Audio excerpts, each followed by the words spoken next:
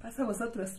Continuamos con esta nuestra primera porción del libro de Levítico. Esta porción se llama Y llamó, y pues seguimos con las ofrendas, pero ahora de elevación de aves y también de harinas con algunos tipos de panes. Estamos en esta segunda lectura en el capítulo 1 a partir del verso 14. Dice: y si de las aves fuere la ofrenda de elevación, su ofrenda para Dios, y entonces acercará de los palomos o de los hijos de la paloma a su ofrenda.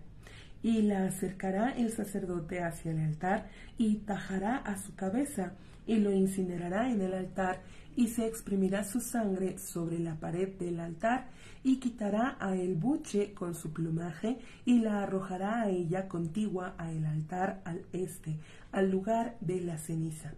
Y partirá a él con sus alas, no la dividirá, y ha de incinerar a él el sacerdote en el altar sobre los leños que están sobre el fuego. Una elevación es una ofrenda ígnea de aroma que se acepta con complacencia para Dios. Y podemos ver cómo son diferentes tipos de ofrendas. Todos son ofrenda de elevación, y de cada una dice una ofrenda de complacencia, pues para nuestro Dios. Podemos entender que cada quien daba conforme a sus recursos, a lo que tenía. El que tenía y podía dar un vacuno, pues adelante. El que no, pues quizá una oveja. El que no, pues una paloma. Y vamos a ver que a los más pobres también se les considera con esta ofrenda de aceite, de pan.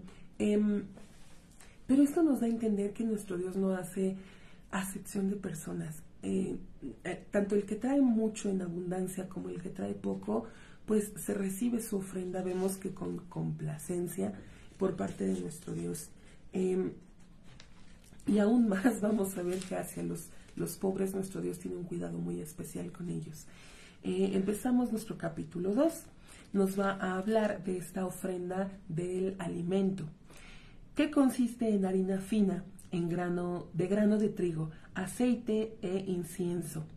Este pasaje lista 5 variedades de ofrendas de alimento voluntarias y personales.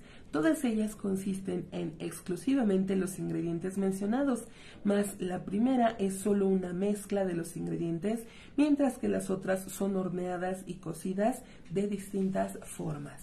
Dice el verso 1. Un alma, cuando acercare una ofrenda o oblación de alimentos para Dios, de harina fina será su ofrenda, y vertirá sobre ella aceite, y colocará sobre ella incienso. Ahora vamos a resaltar cómo, mientras que en la lectura pasada decía un hombre que acercare, decíamos, de las vacas, del vacuno, ahora aquí nos dice un alma. Entendemos que se está refiriendo en ambos casos a una persona, pero ¿por qué hace la diferencia un hombre y aquí dice un alma? Porque generalmente esta ofrenda del alimento, vamos, de la harina, del aceite, pues generalmente lo daban los más pobres. De su propia harina, de su propio aceite, era lo que traían pues para el altar de nuestro Dios. Y ciertamente lo daban todo, es como si dieran su alma, todo lo que tenían. Pero vemos cómo nuestro Dios los toma en cuenta. Es muy apreciada para Dios esta ofrenda de los pobres. Si algo hemos aprendido es que nuestro Dios se encuentra del lado del necesitado, del lado de la víctima. Incluso los animales que pide para ofrenda son estos animalitos que son cazados por otros animales. Vemos esta importancia. No hay nada más preciado para Dios que el sacrificio de los pobres, del que está necesitado. Dice el verso 2, y la traerá hacia los hijos de Aarón, los sacerdotes, y recogerá de allí la totalidad de su puño, de su harina fina y de su aceite, sobre todo su incienso, e incinerará el sacerdote a su porción memorial en el altar, ofrenda ígnea de aroma que se acepta con complacencia para Dios. Y el remanente de la oblación de alimento será para Aarón y para sus hijos, lo más sagrado de los sagrados de las ofrendas ígneas de Dios. Y cuando acercare una ofrenda oblación de alimento de lo horneado en el fogón, de harina fina será, hogazas ácimas mezcladas con el aceite y hojaldres ácimos untados con el aceite. Y si una oblación de alimentos sobre el sartén fuere tu ofrenda, de harina fina mezclada con el aceite ácima será.